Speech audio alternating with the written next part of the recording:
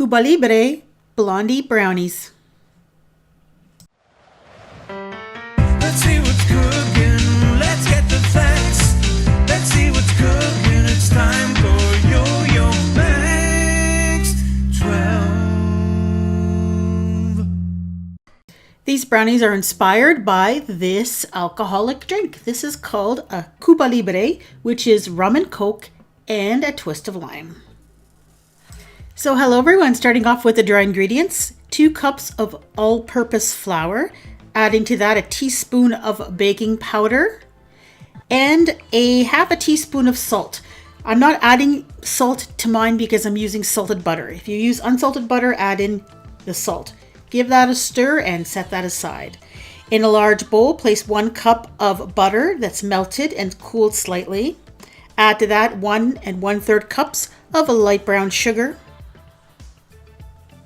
and 1/3 of a cup of granulated sugar, as well as 2 eggs and a tablespoon of vanilla extract.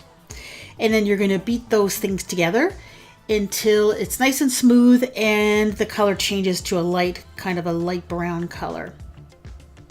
And if you notice, the beater on my KitchenAid mixer has a rubber edge to it. I bought a new one and it actually scrapes down the sides of the bowl as you're going along, which is quite nice actually. Now you're going to gradually add in those dry ingredients. And I should note here that this recipe has baking powder in it. And normally brownies don't have a leavening agent in them. It's the eggs that kind of gives them that texture. So I was curious to see how this was going to turn out. Now it's time to divide the batter. 1/3 of the batter, put it in a small bowl, and then leave the 2/3 in the large bowl.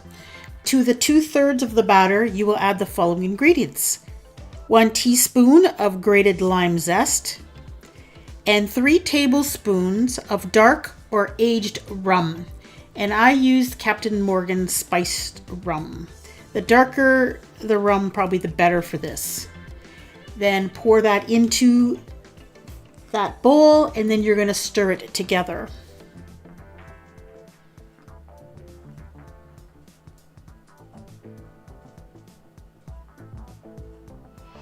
Now to that smaller portion of batter, you will add in 3 tablespoons of cocoa powder unsweetened, 1 egg yolk, 3/4 of a teaspoon of ground nutmeg, and a half a teaspoon of ground cinnamon, as well as 1/2 of a cup of Coca-Cola soda, or as we call it here, pop. Then stir that together. And I immediately noticed that this was going to be a very runny mixture. And the next step is to put dollops of each of the colors of dough, the light and the dark dough, into a baking dish. And there's no way you're dolloping this. This is not going to be dollops. This is going to be more of a liquid. So I thought maybe that I had miscalculated when I divided the dough. So I took a little bit more of that light colored dough and added it to the chocolate dough just to try to thicken it up a little bit. And it thickened up, but not very much. So now it's time to put this in the pan. The recipe asks for a 9 by 9 inch baking dish.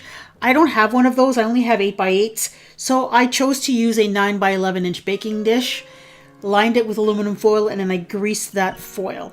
And then you need to put dollops of the light and the dark colored dough in the pan, and you're just going to kind of put them all over so that they're mixed up. So I started off with the light colored dough, and then I added in dollops or spoonfuls of the chocolate colored dough. So once you filled up your pan with alternating colors of dough, then the recipe says to gently swirl them together using a spoon. And I'm going to recommend that you maybe marble the top a little bit just to get a nice visual effect, but otherwise I would leave it just the way it is, and you'll end up with a prettier brownie with dark and light colored parts to it, and you might have a chance of actually getting the distinctive different tastes between the Coca-Cola flavored dough and the zest flavored dough. Then you'll bake these at 350 degrees for about 40 to 50 minutes. Mine took a little tiny bit longer than that because I'm using a glass baking dish until the toothpick inserted in the center comes out with just a few moist crumbs. And then I lifted it out of the pan onto a rack to let it cool completely and then cut it into squares. Now here is what it's supposed to look like. This is the photo from a recipe book that I found, which actually comes from our local liquor store called the LCBO. They have put out a magazine every few months. And you can see the two distinctive, very pretty colors, and that's kind of what drew me to this recipe, that and the fact that it was called Cuba Libre brownies. And here's how mine turned out. And as you can see, the distinction between the colors is not quite as nice as the recipe book Blondie-Brownies turned out, but overall they were okay. These are actually quite good. Now, can I call these brownies? They're not like a classic brownie because they're not very dense. They're more of a cake. Now, flavor-wise, how do these taste? Well, you do taste the little bit of the lime zest in there when you bite into these.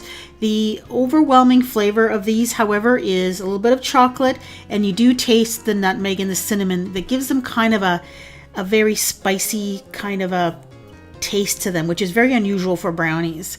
Now, does it taste like a Cuba Libre drink? Not really, but they are very, very good and very unusual. Brownies are one of my favorite desserts, and I have a playlist filled with all sorts of different kinds of brownies. If you want to find a recipe that you might want to try, go ahead and click on your screen, and thank you so much for watching.